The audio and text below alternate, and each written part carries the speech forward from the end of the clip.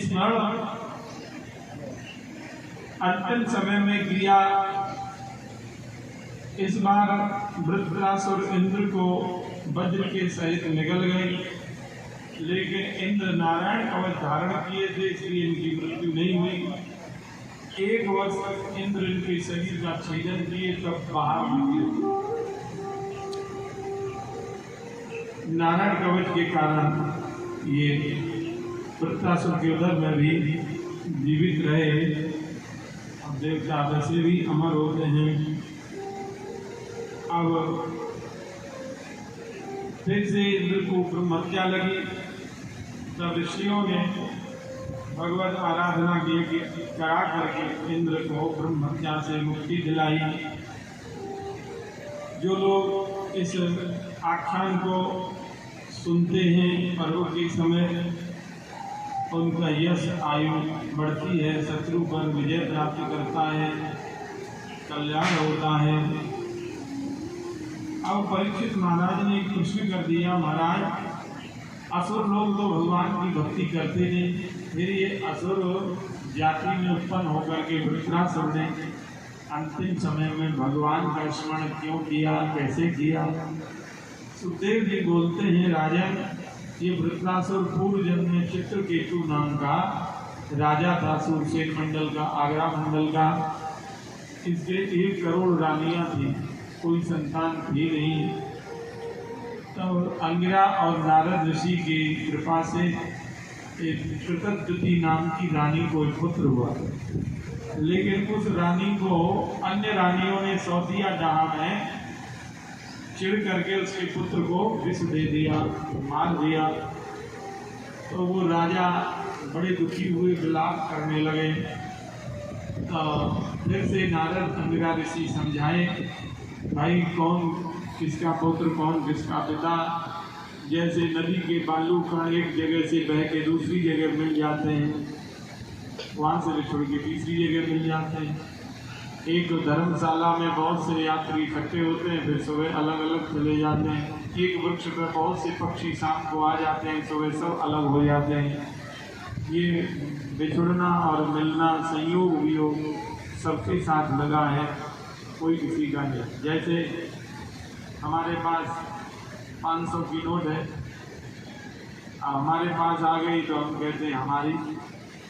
हमने शक्कर वाले को दे दी, शक्कर खरीद ली, अब वो कहता है ये मेरी।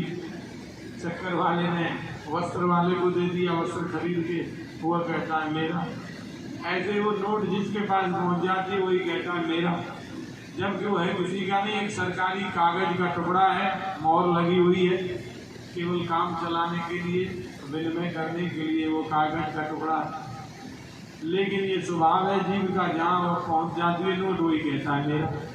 ऐसे ही ये मनुष्य जहाँ जन्म ले लेता है, वही रम जाता है, कहता है ये मेरा, ये पिता मेरा, माँ मेरी और काका मेरा, दादा मेरा, तमाम संबंध जोड़ लेता है। अब फिर समय होने पर सब बिछुड़ जाता है। जैसे एक रेलगाड़ी जा रही है, बहुत से लोग चढ़ते भी जा रहे हैं, उतरते भी जा रहे हैं। अब दादाजी चले गए तो पोताजी चढ़ गए कृष्ण की गाड़ी में, दादी माँ चली गई तो पोती आ गई। एक उतर रहा है, एक चढ़ रहा है, एक उतर रहा है, एक चढ़ रहा है। ये क्रम चलता रहता है और गाड़ी रुकती है नहीं। जिसका स्टेशन आ जाता है वो उतर जाता है, जिसको चढ़ना होता है वो चढ़ जाता है। तो उपासना बताई, शंकरश्वर भगवान की उपासना के प्रभाव से ये चित्रकेतु गंधर्व पद इनको प्राप्त हो गया। एक बार विमान पर आरूढ़ होकर के ये कैलाश की ओर गए तो वहाँ क्या देखा, भोले बाबा माँ पार्वती जी के साथ में दिगंबर बैठे हुए। तो इनको अच्छा नहीं लगा, अपने आप को भक्त मानना भी भगवान से दूर कर देता है, भक्तापराध से हुए।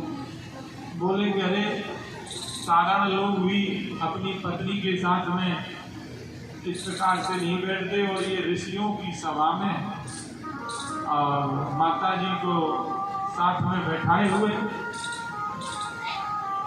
अब भोले बाबा तो दिगंबर रहते ही हैं, वो कपड़ा पहनते ही नहीं। अब ऋषि महात्मा बैठे हैं, तो सब जानते हैं भगवान हैं, भगवान की स्थिति को सर्वसमर्थ है। लेकिन इन्होंने दोष दर्शन कर लिए। तो भोले बाबा तो कुछ नहीं बोले, लेकिन माँ पार्वती जी ने कहा, गरे तू ही धर्म का ठेकेदार है, इतने बड़े बड़े महात्मा ऋषि लोग बैठे हैं, तू हमको ज्ञान देगा, या तो आसुरी योनि को प्राप्त हो जा। तो माँ पार्वती जी के हिसाब से यही चित्रकेतु वृत्रासुर बना था, भगवान का भक्त, लेकिन अपराध हो गया तो आसुरी योनि में चला गया।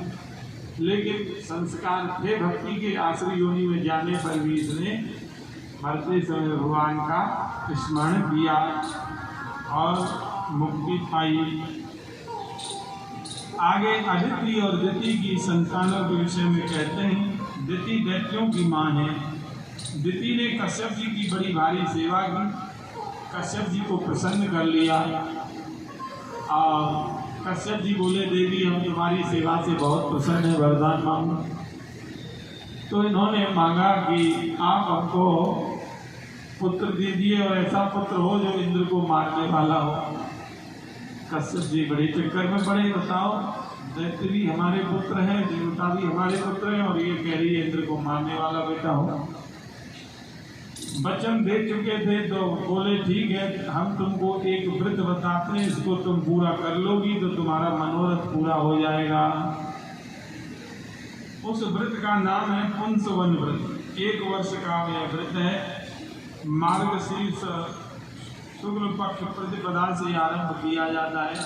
अगहन महीना आ रहा है, इसी में शुक्ल पक्ष प्रतिपदा से। और इसके नियम बताए कि एक बार भोजन करना, खुले सिर नहीं रहना, झूठे मुंह कहीं नहीं जाना, झूठे मुंह सोना नहीं, पापियों से बात मत करना, पापियों के संग मत बैठना, 3 बार स्नान करके